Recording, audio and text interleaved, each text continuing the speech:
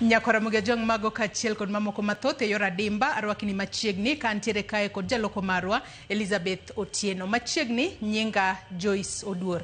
Migao mar somo onyono kar tiende ni somo manono maonge chudo kowuok kuom jonyuol biro bedo kadhi nyime e pachoka kendo gionge kod paro mar biro chungo chenro makamano. Wechegi osir kod jalup jatend piny Kithure Kindiki mokwedo joma seyo chenro makamano kowacho ni sirikal masani nyaka neni chenro mar medo yaro sira ma imiyo jopuonjre. To kaka Kithure Kindiki lero, seyo podi medo luo kuom sirikal e wi chiwo sir moromo ne skunde. Instead of 22,000, we are funding up to about 16,900 shillings. En wach mosekelo liete pachoka nyaka ne jatend migao mar omenda John Badi liekini sirikal odwoko piny omenda michiwo ne sir mar somo mar sekondar kaluwore kod nok mar omenda. Migao mar somo medo nyono kar tiende ni weche Badi nomede chumbi kolero ni somo manono maonge chudo en ratiro mar nyathi ka nyathi kendo sirikal onge kod paro kata teko mar chungo chenro makamano. Kamano bende jalup jatend piny Kithure Kindiki olero ni kata obedo ni mathoto kwako sekta mar somo gitimo matek maneno ni ok ginego lek mar jopuonjre. Mimi nataka niwahakikishie wananchi wa Kenya, najua kumekuwa na tashwishi kidogo mambo ya elimu, and I want to state here that the Kenya Kwanza administration will go out of its way to make sure we do not roll back the gains our country has made in assuring free and compulsory primary education, which includes also secondary education. Kindiki mane loso e kaunti ma Bungoma e kinde chenro mar jiwo mine e kaunti no olero ni Kenya Kwanza onge gi paro mora mora mar ketho kenge manosego kod jotend piny machon e sekta mar somo. Please ignore the naysayers.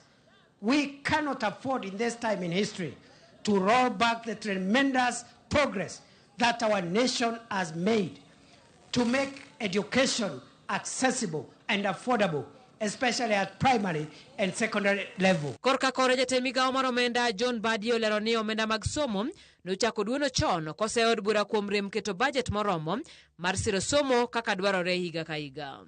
For so many years now, from the time Uhuru Kenyatta was the president, we have been under budgeting for capitation to schools.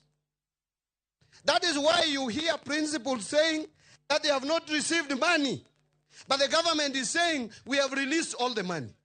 The mistake is when we tell the schools that every child we are budgeting for 22,000 and they are not receiving it, the schools end up accumulating debts.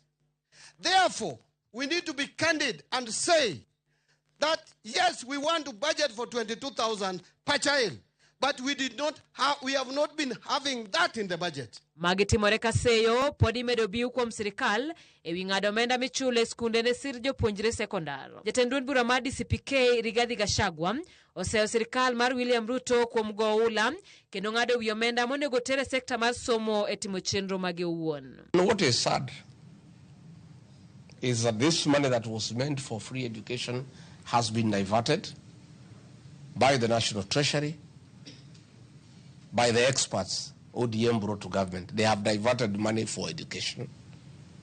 The money is channeled through the security sectors, is withdrawn in cash and given to William Ruto. This money William Ruto uses to bribe leaders, church leaders, to bribe members of parliament, to bribe members of the county assembly, to bribe everybody in Kenya for political support. Chieng' Tich Ang'wen jatend migao mar omenda John Badi nolero ni omenda mag siro somo duok piny kowuok e silings moyo 22,000 nyaka silings 16,900 e iko omenda ni kaluwore kod nok mar omenda. Kithure Kindiki, Ramogi TV. Ogai mar ODM Raila Odinga omedo dok ne jagoro maduong' mar duond burano Edwin Sifuna wirani nochiwo mana pache e kinde manotwa kod od fwambo moro pachoka e wi riwruok mar ODM e sirikand Manywanda. Odinga omedo jiwo ni duond bura mar ODM ni thuolo mar riwore kod ng'ata ng'ata